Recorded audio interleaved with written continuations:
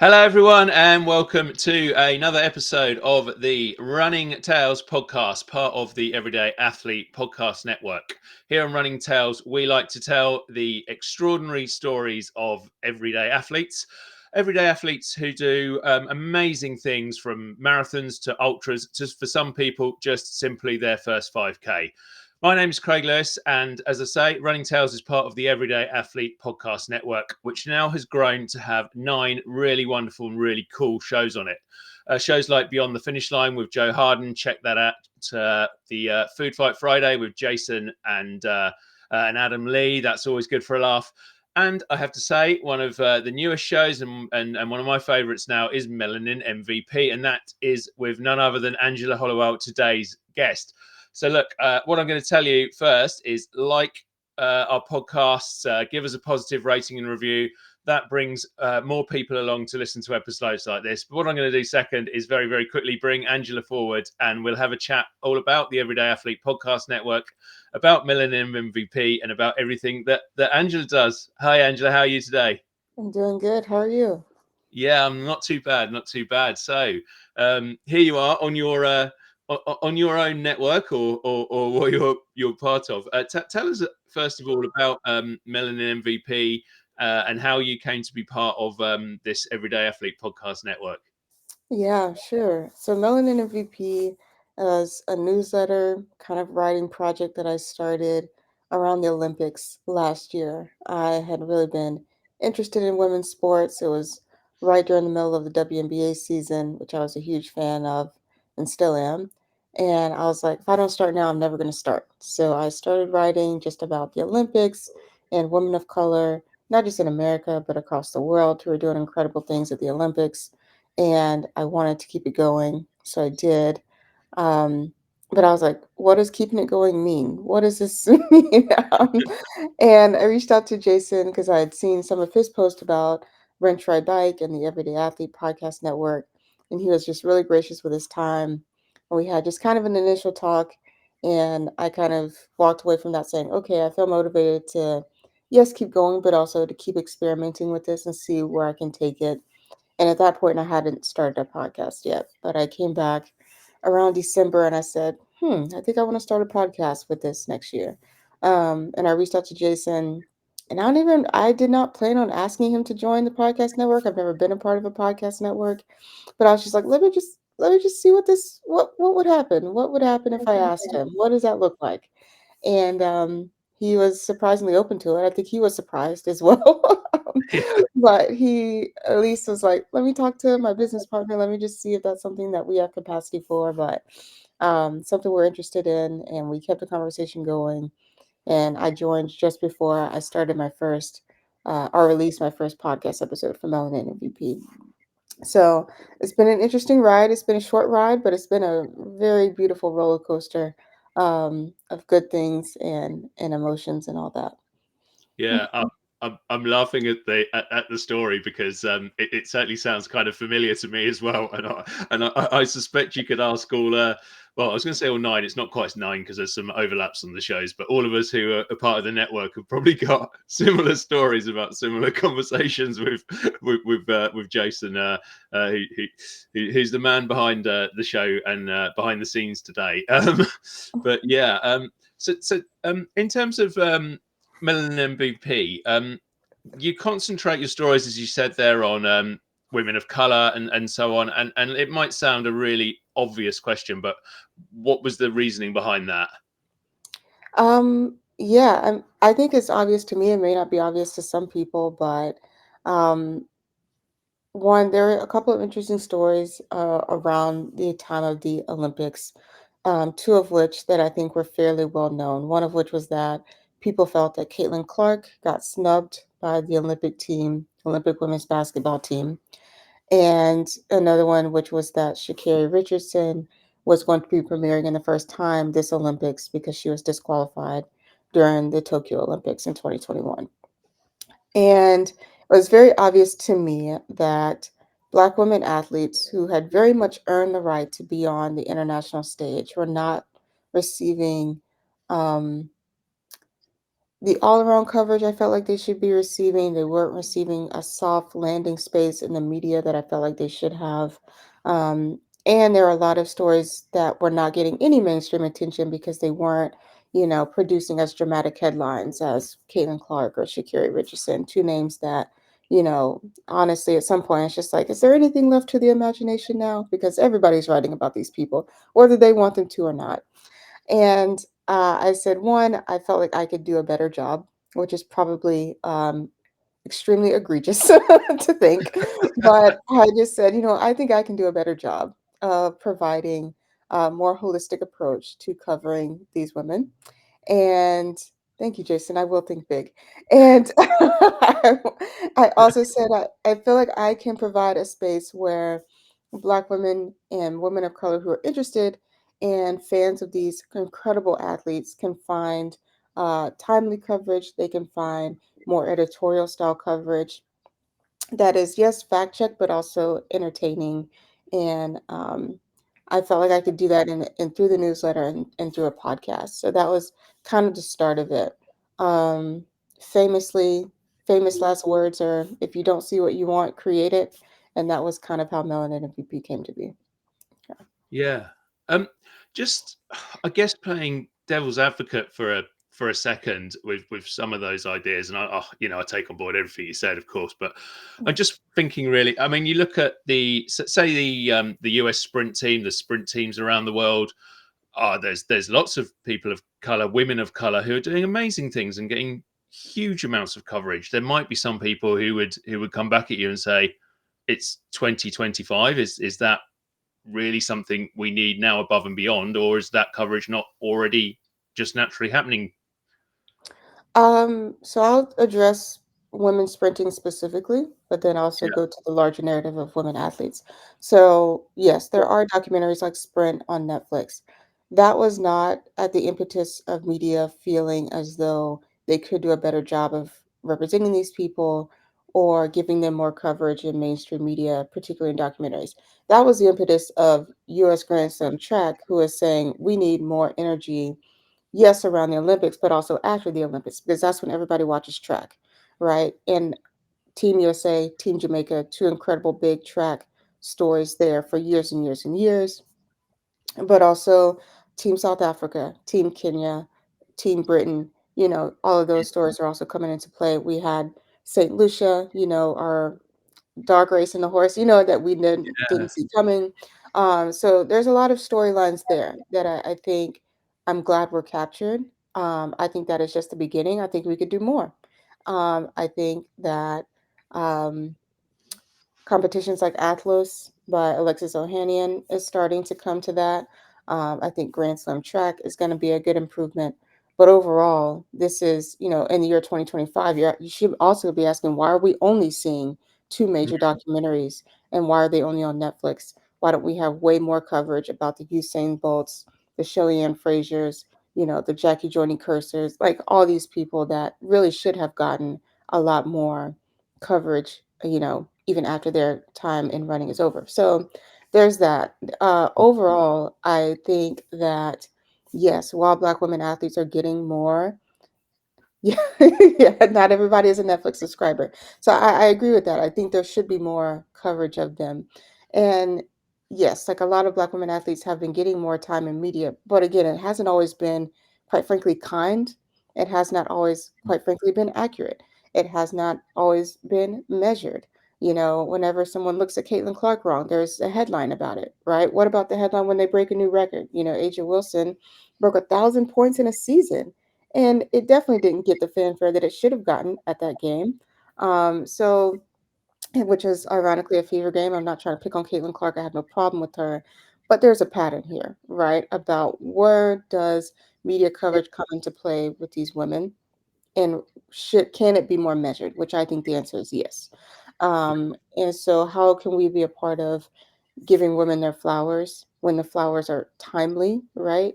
And how can we be a part of adding to the overall narrative to maybe balance it out a little bit more with these women?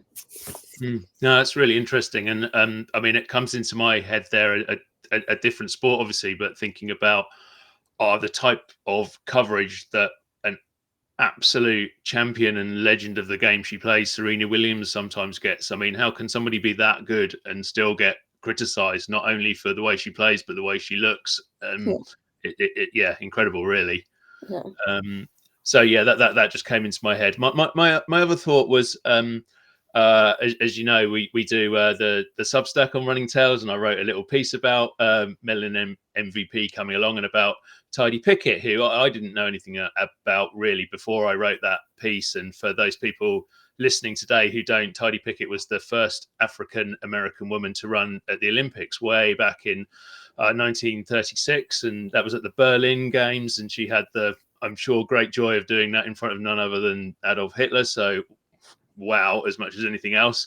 But yeah, we spoke about to Dr. Terence House on last week's Running Tales about that. And sorry, this is a really long question, but basically what I'm talking about now is kind of that she was excluded from the US team, and that happened in 1936. And some of the bite back I got from people on that was, well, that was 1936. It doesn't happen now. But I guess kind of what you're saying is, well, actually have a look a bit closer, and this is still an issue. yeah. A little bit, yeah. And I think, exclusion can look a lot of different ways. Exclusion could be media coverage, exclusion could be brand deals, access to sponsors. And exclusion can really mean pay, which a lot of it does now, is women's pay for women athletes is not where it needs to be in comparison to their male counterparts. Yeah, yeah. And do you think? I mean, we've spoken about elite athletes for much of the conversation so far, but how do you think that um, is reflected when it comes to kind of the everyday athletes that we like to talk about on this network, and in particular, I suppose, with endurance sports, because you see a lot less um, black faces. Certainly in the UK, I think it's the same over in the States in endurance racing than you do sprints and all those sort of things. And that, yes, it strikes me as old, really. Yeah, I think something that I'm noticing as I'm interviewing everyday athletes and kind of working in this space now is that two things. One, people of color, and particularly women of color, they participate in sports and they support athletes because it is a social activity, not necessarily because they want to compete. There are people who do competitive racing, competitive cycling, competitive running. They're trying to beat their last PR at their next marathon, but ultimately, they're doing it and they're participating in a race because they're going to see their friends. They're going to hang out. They get to train with their friends. It's a social activity for them more so than it is this competitive thing. And the other half of that is some of it is access, right? In America, we could do a lot better in terms of infrastructure that would allow people to safely bike and run and swim in their local communities. So I think that, one of them is systemic, it's going to be a long time to change that. But the other one, I think, is just a recognition of the fact that people have different motivations for working out or participating in races and rides. Yeah. So I want to move slightly away from that conversation because I think it's really interesting, but also it's kind of has um, I don't know if negative connotations is the is a fair thing to say, but it sort of does. And I think what you're doing is trying to be super positive about everything and bring these wonderful stories forward. So let's talk about some of those stories and that you've had on the podcast so far. I listened to, I'm going to forget the lady's name, so apologies to her. The lady you had on was from Fast Chicks. That was just an incredible story. Yeah, tell us a little bit about that. I loved it. Yeah, Ivana's a character. She's great. But she is a military veteran. When she was in the military, she was moving around. She got into triathlete competitions and training. And when she left, she said, I want to keep doing this, but I want to see more people that look like me. So again, she's like, I don't see it, so I'm going to create it. And she Yeah. created this incredible network of women across the United States who compete in triathletes and support each other at different races. And I love her approach to it. I think she could have easily just left it at this is a social thing. We're just supporting people who are already in the space. But she does a lot of work, one in recruiting me, but also in recruiting other people to get into triathlons and training and supporting each other through sharing gear if they have it, sharing resources, talking about different races they're going to be at, all that type of stuff. Yeah, I mean, it seems to be a real theme, doesn't it? The idea of kind of, if it doesn't exist, go out and create it. How much is that a guiding light, both in what you do, but in the stories of the people you speak to? I would say it's pretty up there. It's pretty up there as a North Star. And I think for some people, because we've had like Latino Outdoors come on and they do a lot of just outdoor activities um, for people to get outdoors and get active with their community all across the country. Um, we have another one coming up this month with the Montgomery Bike Club, which is, getting people out in Montgomery, Alabama, riding and advocating for bike safety. So I think, a lot of it is just that, nobody wakes up one day and is like, you know what, I'm going to change the world. Well, maybe they do. And I think that's a good thing. Maybe I'm one of those people. But some people, they're also just like starting from humble beginnings, just saying, you know what, if I'm interested in it, there's got to be somebody else that's interested in it. And if it solves a problem for these two people, that's enough. But of course, so many more people have this problem or have this desire to be a part of something that's beautiful and meaningful and that gets them moving. And who doesn't love that? Yeah, definitely, definitely, and I suppose that brings them to the question of sort of how important do you think it is for people, just generally, to get involved and be active and get out there and be part of their community and be, I suppose, be an athlete, be a cyclist, be a runner, whatever it might be. I think outdoor groups and just getting outside is just it's one of the best ways to one meet people, but see your local community in a different way. One of the first things I did when I moved here to North Carolina was look up outdoor Afro and see if I could connect with some people there. I connected with some people in Bike Durham, which is my local cycling group, Oaks and Spokes, which is the Raleigh cycling group. Black Girls Do Bike, incredible group here as well. We have a Raleigh Durham chapter. So all these groups, and I'm sure there are so many more that are in different places as well. But and run clubs, there's some run clubs now. I don't personally run, but those exist as well for people who are interested in that. But it's just a way to meet people. I've met so many incredible people that way. I've gotten outside to see different parts of the city that way. And you know what? Sometimes you just want a little accountability. I'm fine going for a walk or a hike or a bike ride on my own. But there's something about getting to that next to last mile right when you want to quit. And then you see everybody around you that's encouraging you, that's pushing you, sharing water with you, sharing snacks. And it's just like, you know what? I can do one more. And that's a good feeling. And that feels really, really fun. So, Yeah, I love. I mean, I like running on my own. Sometimes I like to stick my headphones on or get out there and just get that headspace that you need every now and again on your own.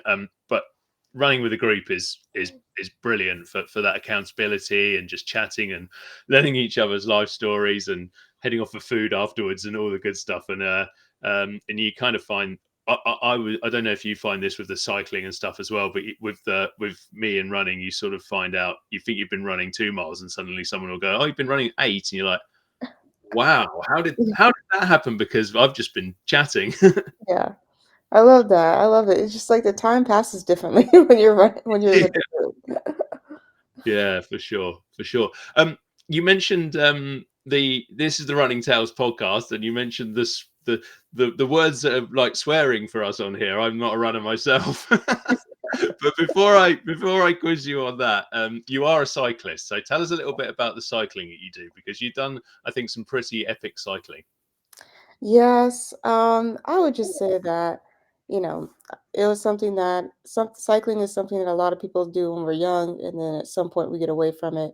But thankfully, I was blessed to get back to it. I started cycling when I was super young here, and here I say here in Phoenix City, Alabama. We have a river walk that separates the states of Alabama and Georgia.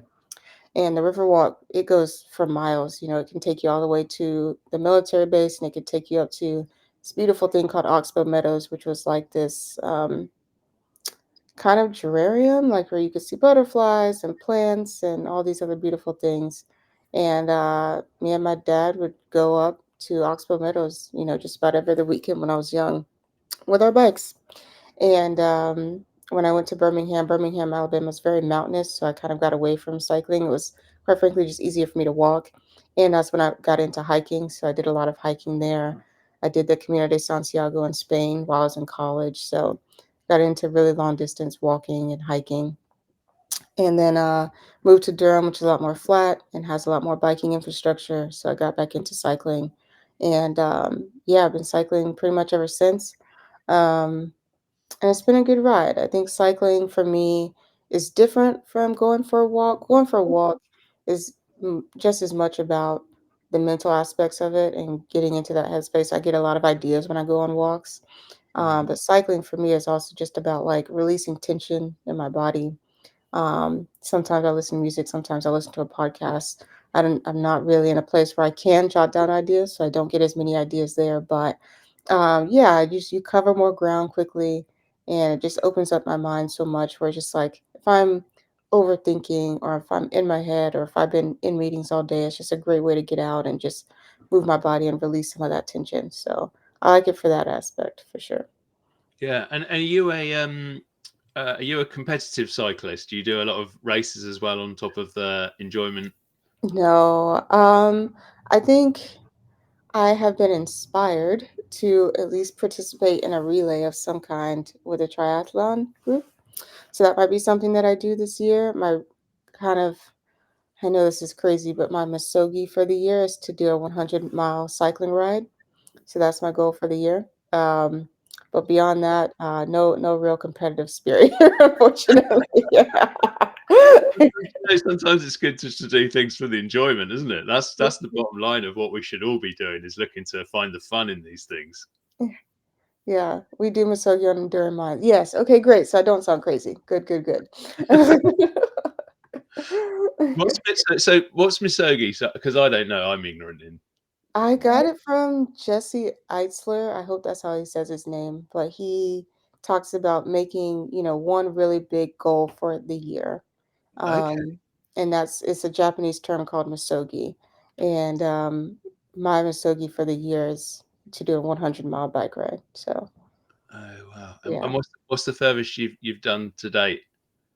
Not 100 miles, probably.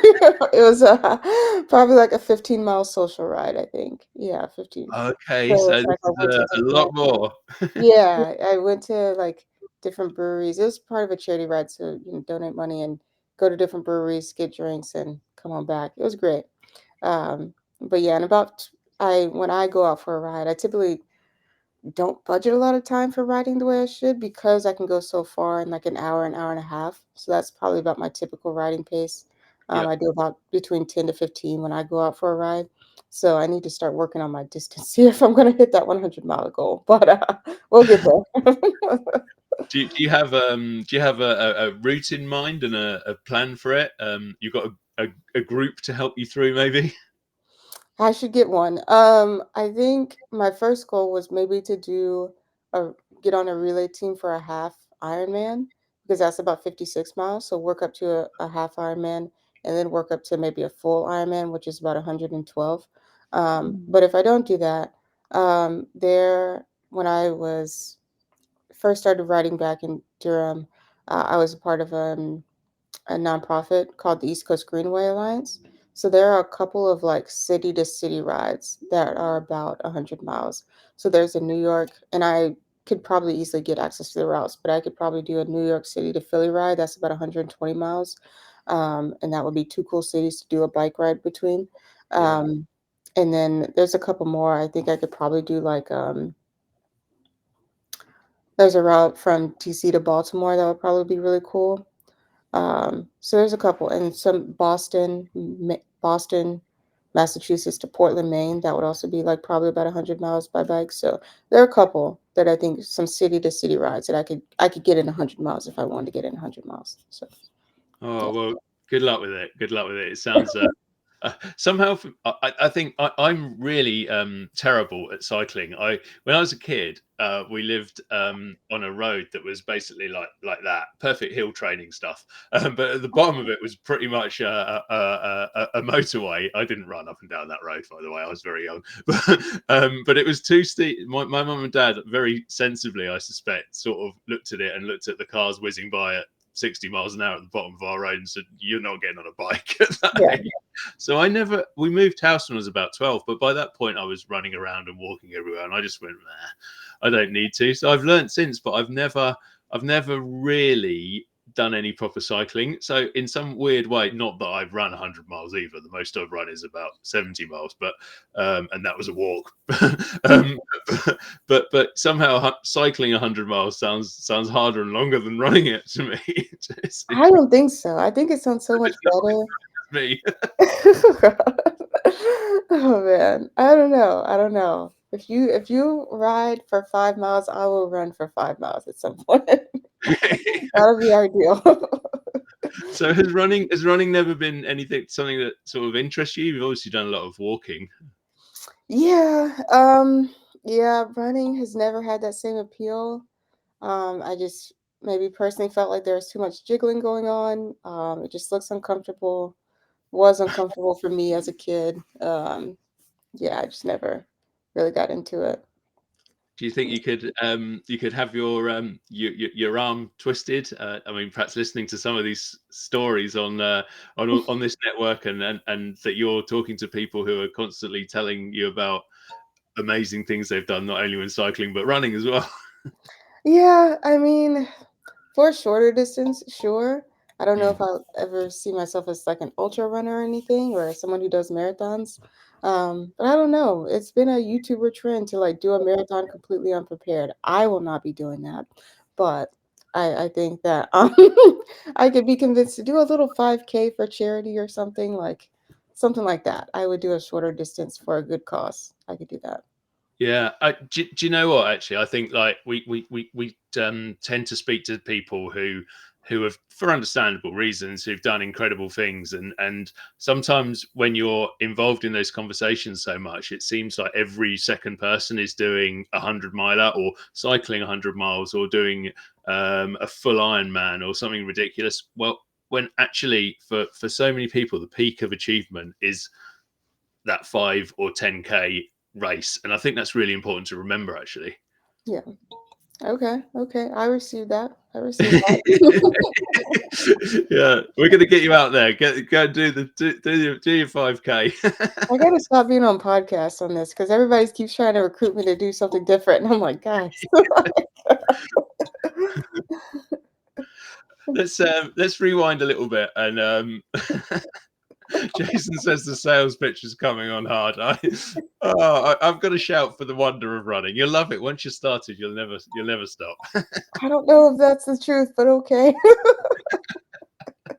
Let's talk about something that you definitely do love, and that is kind of storytelling, and you've been a writer. You are a writer. You are a broadcaster as well. When did that love of storytelling first come to you? Was it something you always loved?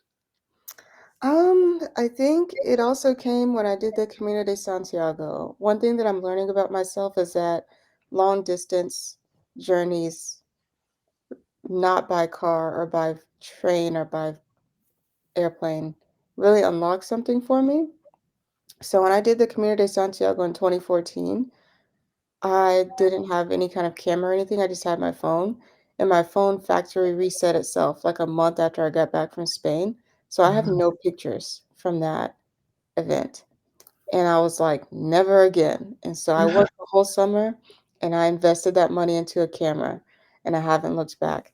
I did the Camino de Santiago in 2023, so 9 years after the first time, and after that, I was like, I journaled every day, and I was like, you know what? I want to start writing long form.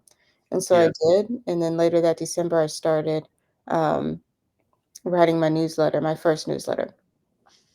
So I'm hoping that with my next long distance, either bikepacking journey or cycling ride, that it will unlock something else in me. Um, and I'm not sure what that is, but I'm excited to be open to whatever happens. Um, I've been pleasantly surprised with the journey so far. I think it's been really beautiful to tell stories in the way that I do.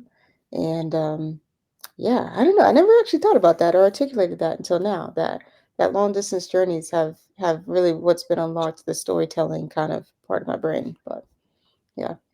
Yeah, no, that's really cool, and I think there is something about those long distance stories that can really get you. You got the time to think and dwell on things in a good way and start to come up with all those sort of wonderful ideas as well.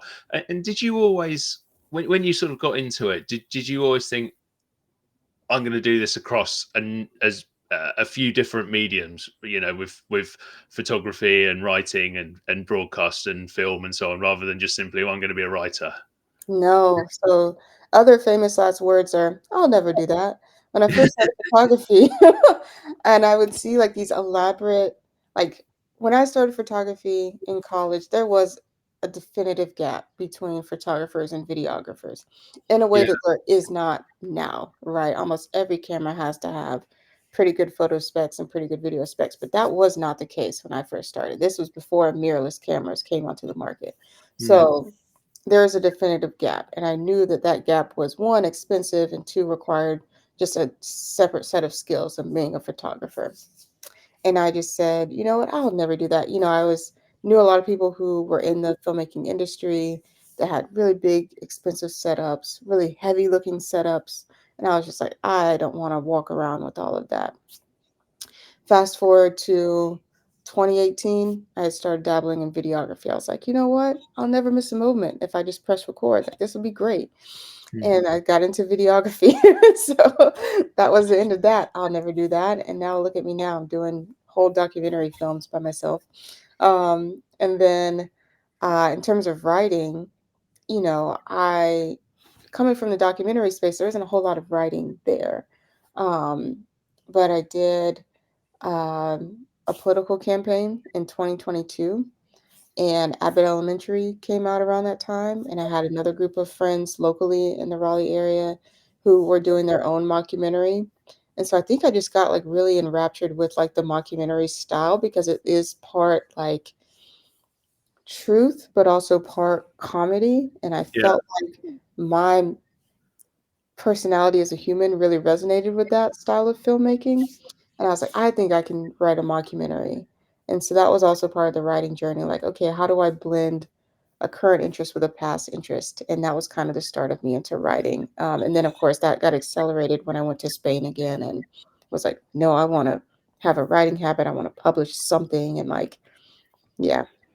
So famous Yeah. last words. Never say, I'm never going to do that because you probably will. So, Yeah, I mean that is so true what you say about the kind of development due to these amazing things that we can carry around in our pockets now that kind of do everything, if not to quite the same degree as a full on camera, but not not so very far off in a lot of cases. And I mean, I remember in a past life as a print journalist, and I'd go out with the newspaper's photographer, and they'd be and the I was told when you start, I'll make friends with the photographer. They'll be the most important person you can get on side, and the thing was to carry their camera for them. That would keep them happy when you're a young junior, and so you'd be carrying this huge camera around with you everywhere on behalf of your photographer, and that was not even taking into account another machine that you might need for shooting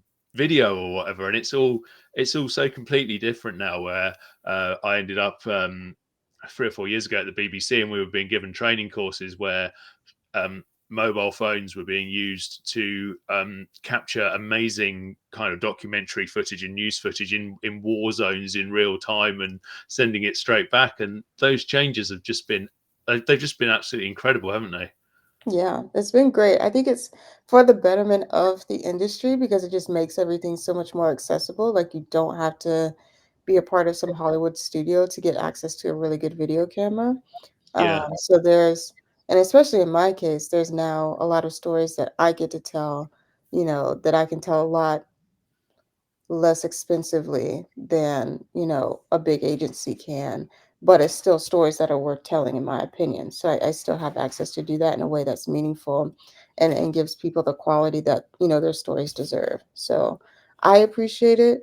And I think a lot of people appreciate it, but I do think that, because the gap is so small between like hobbyist and maybe amateur and maybe pro, um, And I think that we're shifting the way we think about what is pro and what is a story that deserves a big screen or a big platform. Yeah, that's interesting, and I wonder whether like sometimes you obviously have these machines kind of give everybody access, which is great, but they also give everybody access, which is not always quite so good, is it? Both in terms of the quality of what they're producing and just plain what they're producing sometimes. Yeah. Yeah. I mean, I think that is, I don't want to make excuses for people who probably do demonstrative things with these incredible pieces of tech and camera gear. But I will say that for the mass majority of people, people are trying to do something just cool and fun and Mm, impactful. And I think at least now that it's out there and we're aware of it, we can do something about it. Like we can course correct to yeah, decrease like the amount of negative things happening or just not great things happening. But I think it's all in that good though, for sure.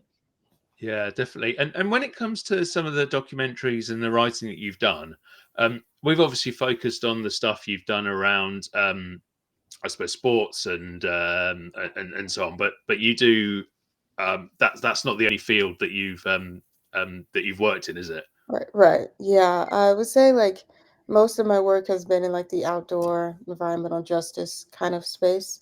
Mm, Um, and so I've been kind of like sports adjacent for a while because a lot of people who run, a lot of people who bike, a lot of people who walk use greenways and trail networks and are part of those films. So yeah. Do you think there's a real kind of connection then between I guess the environmental movement, if that's the right phrase, and the people who do sports like running and cycling and so on? absolutely, absolutely. I would say that a lot of the people that bike on a regular basis are not actually your competitive people in your local community. A lot of people who bike on a regular basis are people who are biking to commute. They're biking to just get around. And a lot of people bike to commute because they care about the climate, they care about their environmental impact. And they're saying, well, if it's, something shorter than 5 to 10 miles, why not use my bike? Why would I move my car for that? Especially if I'm not hauling anything, which most people are not.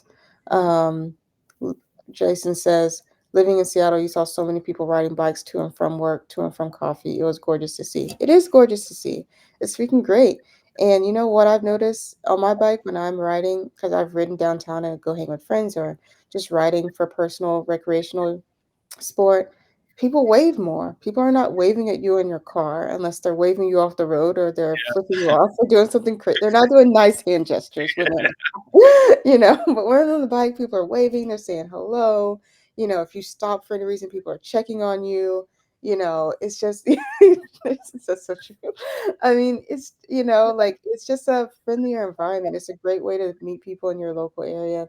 And, sometimes you see regulars on the trail, people with their dogs, people with their strollers, just all types of people. And so it's just a lot more like face to face contact and just great, great vibes, on the trail. And so I think we should have more of that, if nothing else. It humanizes people more when you're on the trail. So, Yeah, no, I completely agree, and I do the same. Out running, you wave at somebody coming the other way, sort of thing, and then everybody does that and says hello and so on.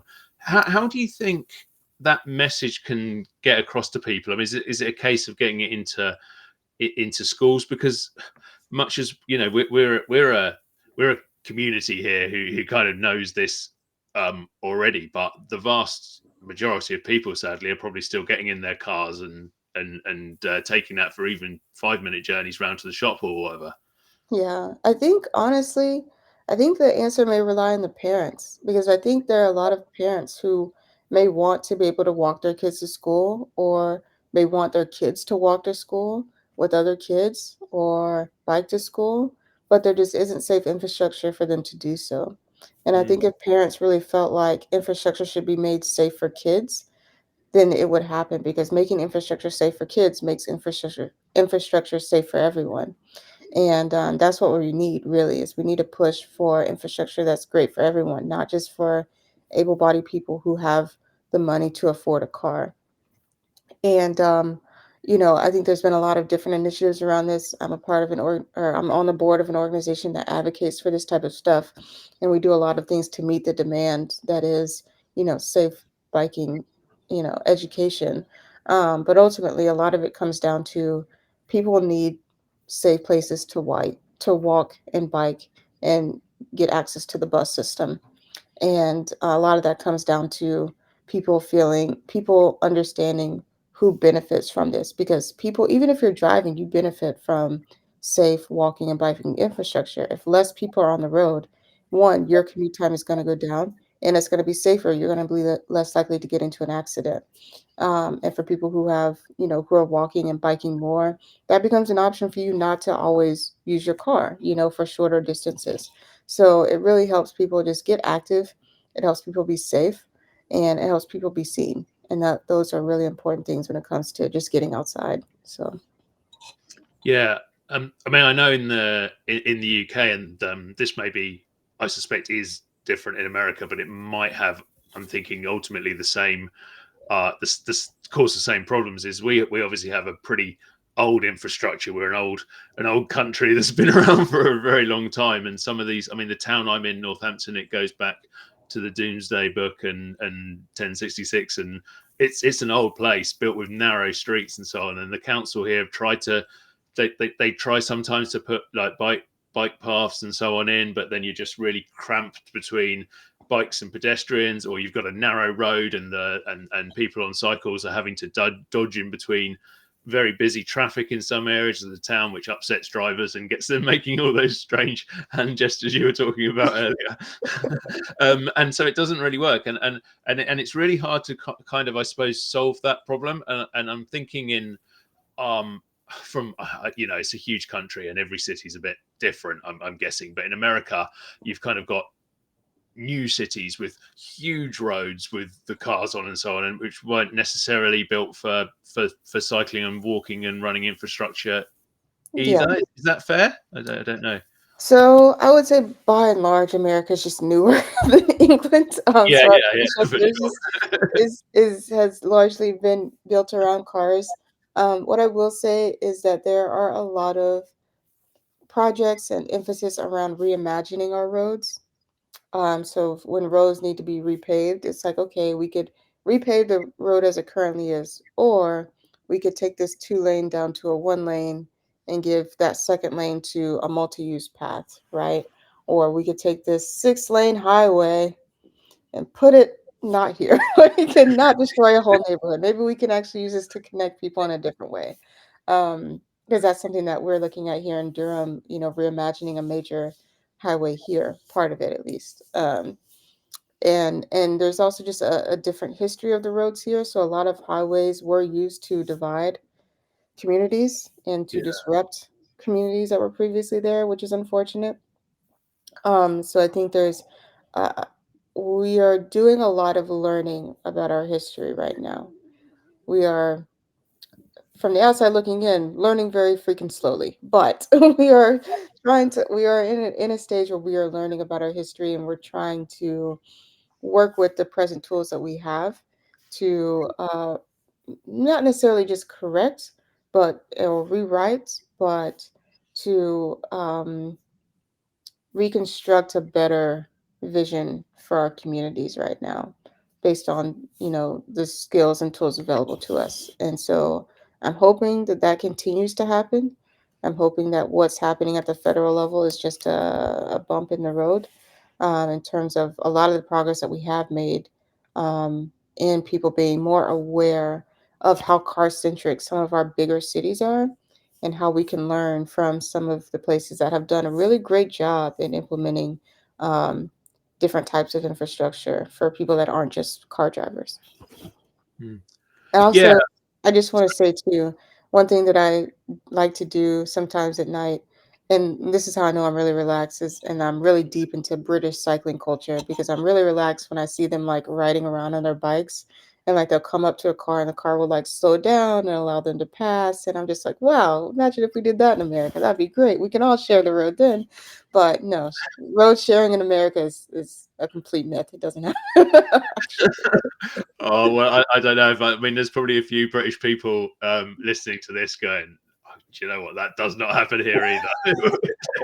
there are a lot of there's a lot of arguments that tend to happen still between those in cars and those on bikes, despite the fact that occasionally, everyone does get along. And we also seem to have this thing where it gets, I think it gets passed along to the next.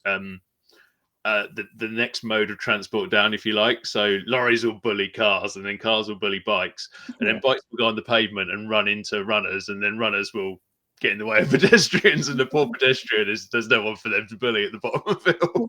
Yeah. They've got to go for a walk. But yeah, hopefully we can find a situation where everyone can kind of walk together, because as we said earlier, it does have this, getting out there and doing this exercise has such a positive result on people individually and on those groups that run together that we spoke about, and on I think communities as a whole, doesn't it? Yeah, it does. It does. Healthy communities are vibrant communities. Healthy communities are active and engaged communities, and healthy communities are supportive.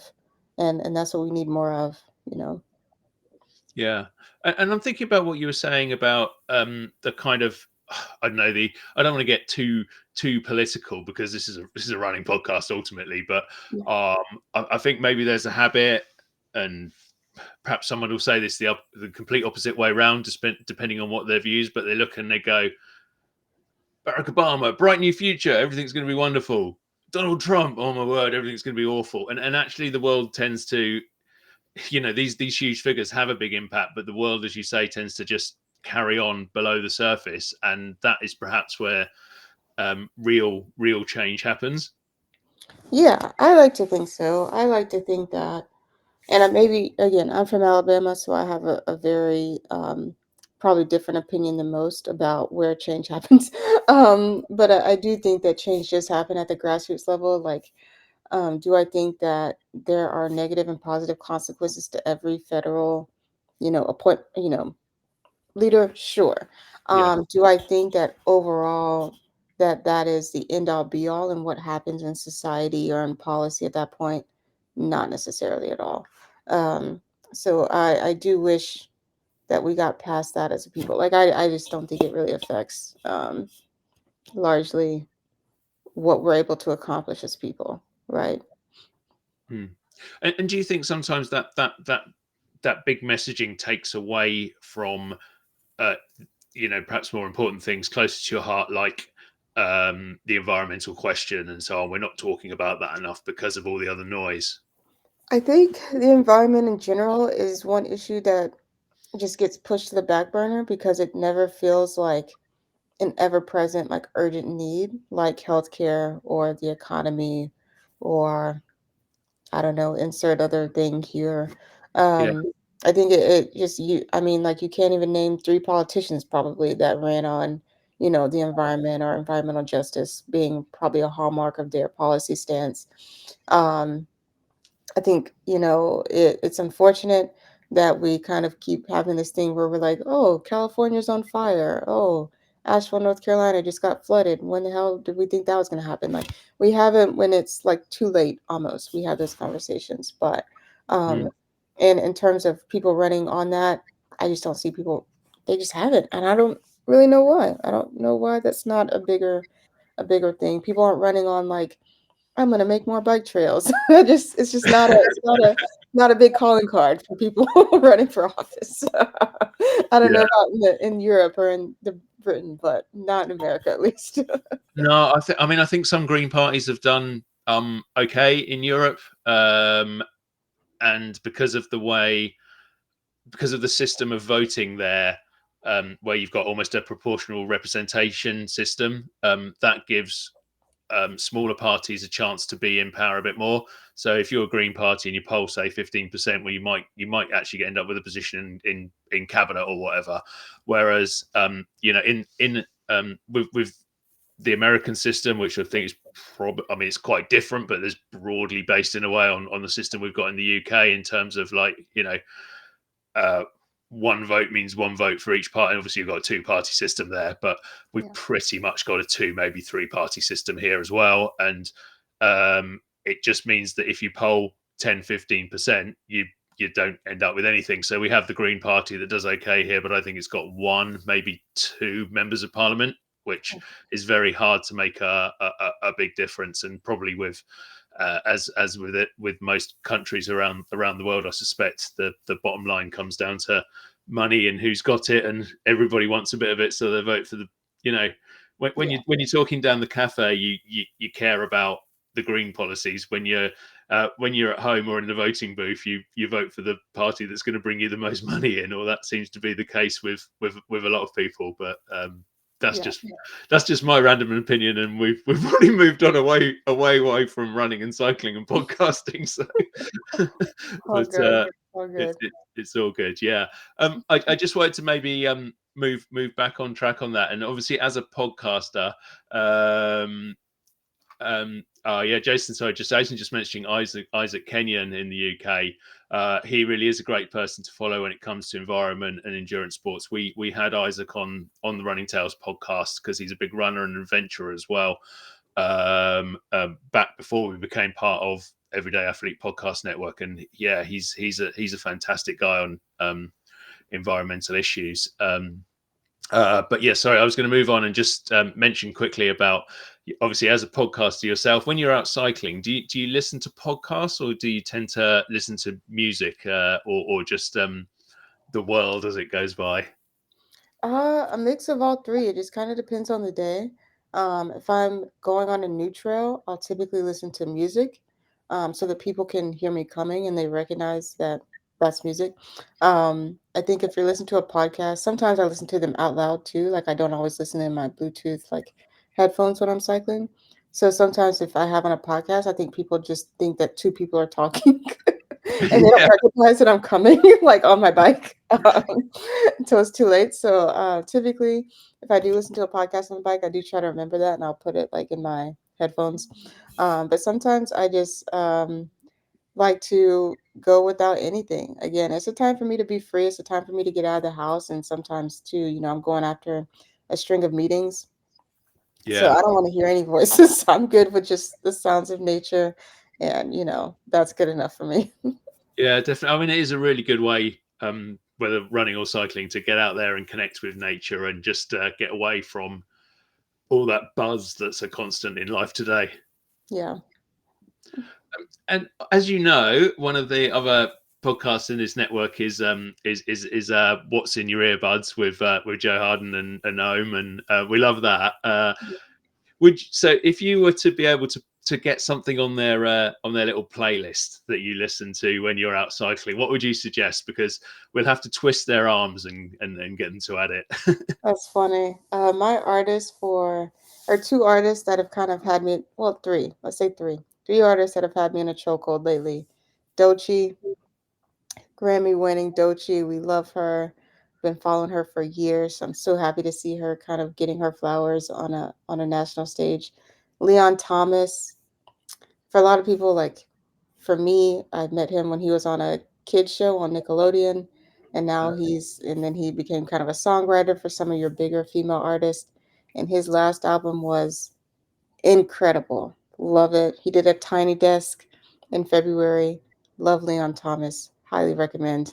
And then last but not least, I gotta give it up for Duran Bernard. Duran Bernard is also like R&B type, but he's really been coming into his own. He did a really great EP last year, and he just released an album last month. So those are my top three right now that have been in my earbuds. So Oh, awesome. There you go, Joe. Get those on the playlist. It is the most eclectic and frankly brilliantly ridiculous playlist. I don't know if you've Jason's telling them right now, so we get those on there. If you don't know, What's in Your Earbuds is Joe and Ohm talking about music that everyone does, and they've created a Spotify playlist off the back of it. And this is just saying, Angela, I don't know how much you've listened to it. It's the most random playlist in the world. It goes from like crash heavy metal to R&B to I think DuckTales. The DuckTales theme tune is on there, I love it. which I love always it. gets me going. I love it. Those are the best. Those are the best. You get to discover something, but also hear something familiar. So it's nice. It's nice. Yeah, no, I really like the I like the playlist, and it's something I certainly stick in my ears when I'm out running and on my own, and yeah, just um it's the funny ones that come up that really get you going. I mean, Joe's had a friend who's put a load of weird spoof ones on there, and there's some Halloween ones on there because they did a Halloween special thing, and they when they pop up in mid-February, that's nice and weird as well. Oh, that's funny. Yeah, good stuff. So, Angela, what's you mentioned a couple of things earlier, I think, but what's coming up on Melanin MVP for people to listen to soon? We have the episode with Montgomery Bike Club. That's going to be coming up. We actually are doing a documentary on the Selma to Montgomery bike ride. That's going to be coming up. That's probably going to be one of our first YouTube videos. Um, And in terms of just articles and stuff, March here is March Madness, which is what we call the NCAA basketball tournament. So I'll be doing a lot of coverage for that, and trying not to make it too women's basketball heavy, trying to mix in some other things. So we'll be talking, but this month I do get to indulge myself with women's basketball, so I am going to do that. So that's what's coming out this month. Yeah. Good stuff. And aside from in this podcast network and so on, where can people find your work and find your writing?